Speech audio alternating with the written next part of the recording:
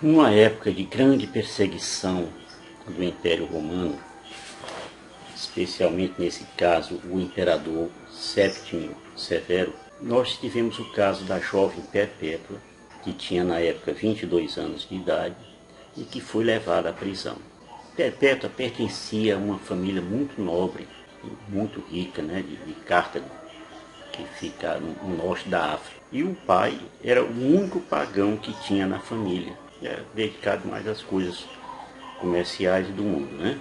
Perpétua tinha um filho, era recém-nascido, e tinha também uma escrava de 20 anos de idade chamada Felicidade.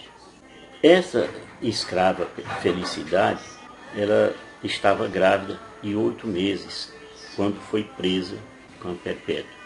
Elas eram cristãs fervorosas nessa região dominada pelo Império Romano.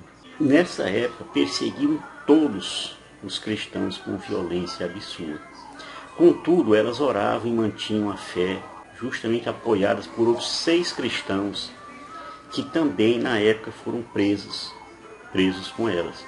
Perpétua fez um diário quando estava na prisão. Alguns desses escritos são das páginas mais comoventes da igreja. Ela narra todo o seu sofrimento e descreve a fé e a esperança cristã na vida eterna de uma forma maravilhosa. E vejam que nem sequer elas eram ainda batizadas, e eles também. Aliás, o catequista, chamado o diácono Sáturo, foi quem as instruiu na religião e as preparou para o batismo. Esse Sáturo, ele não chegou a ser preso, mas ele se apresentou voluntariamente para o que desse e viesse. E vejam um pequeno trecho desse diário. Nos jogaram no cárcere e eu fiquei consternada porque nunca tinha estado em um lugar tão escuro. O calor era insuportável e éramos muitas pessoas em um subterrâneo muito estreito. Parecia que ia morrer de calor e de asfixia. E sofria por não poder ter junto a mim o meu filho, que era de tão poucos meses e que necessitava muito de mim. O que eu mais pedia a Deus era a graça para ser capazes de sofrer e lutar por nossa santa religião. O diário é tido e é conhecido hoje como a paixão das santas Perpétua e Felicidade, que em latim é Passio Sanctorum, Perpétua e Felicitatis. Quem era esse imperador Lúcio Séptimo Severo? Morreu em 211, na cidade de Ebaro, que é a atual cidade de York, na Inglaterra. E depois ele foi sucedido pelo seu filho mais velho, chamado Caracalla, que governou até 217, ou seja, governou por 6 anos. Então, após a morte de Caracalla, o Império Romano passou por várias crises políticas e econômicas que levaram à sua queda no Ocidente. Isso já acontecendo em 476 depois de Cristo. Vamos falar aqui da perseguição dos cristãos pelo Império Romano. Lembrando que nessa época a igreja era uma igreja nascente, mas muito vibrante.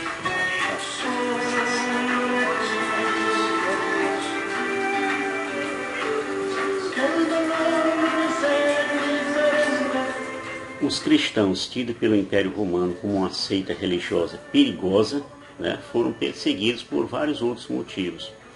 O principal desses motivos era a rejeição pelos cristãos dos deuses romanos. E também tinha lá o não reconhecimento da autoridade do imperador romano.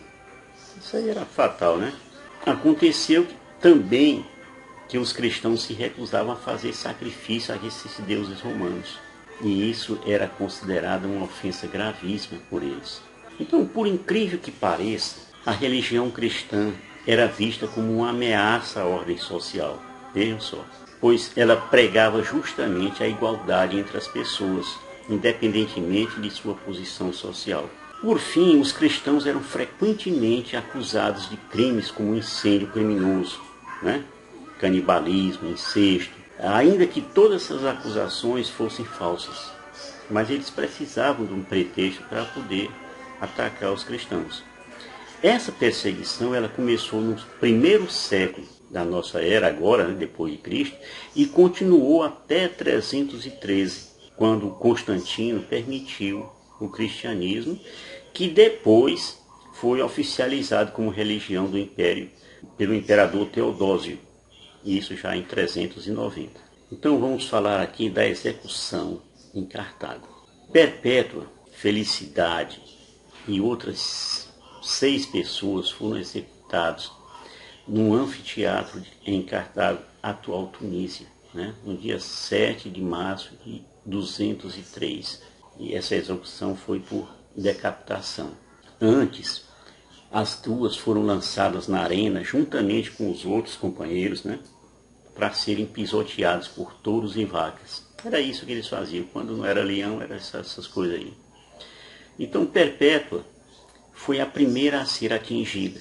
E aí veio a sua escrava Felicidade e levantou ela do chão e ficou ao seu lado, dando força, né, uma a outra, se amparando e mostrando uma coragem própria dos mártires, né? Perpétua animou os demais e falava com firmeza: fiquem firmes na fé e amem-se uns aos outros, todos vocês.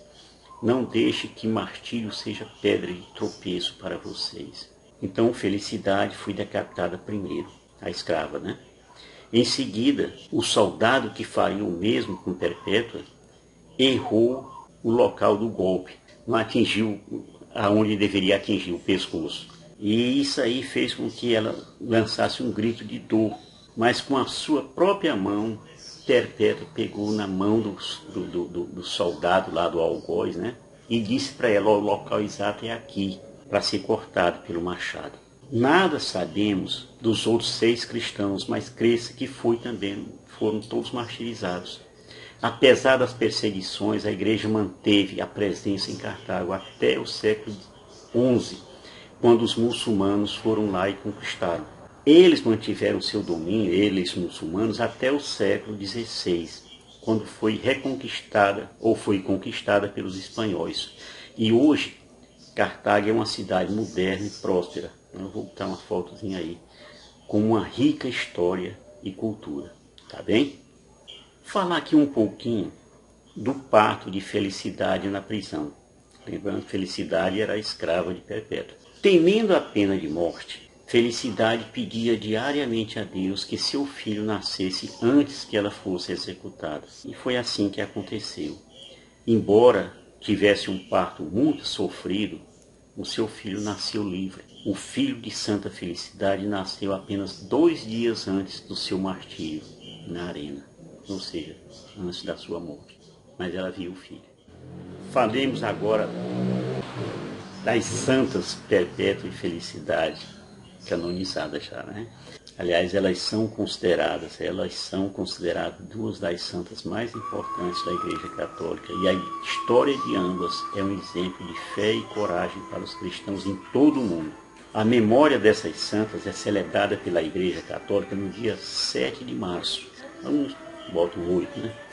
Santas Perpétua e Felicidade, elas são invocadas sempre pelas mulheres grávidas, pelas mulheres que vão ter partos difíceis, que estão ali, o médico dizendo: olha, vai ser difícil, complicado.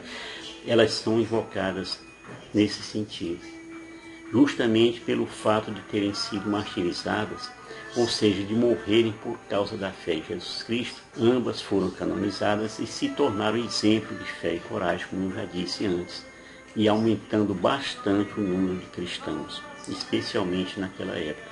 É isso, irmãos. É uma breve história linda da Igreja Católica.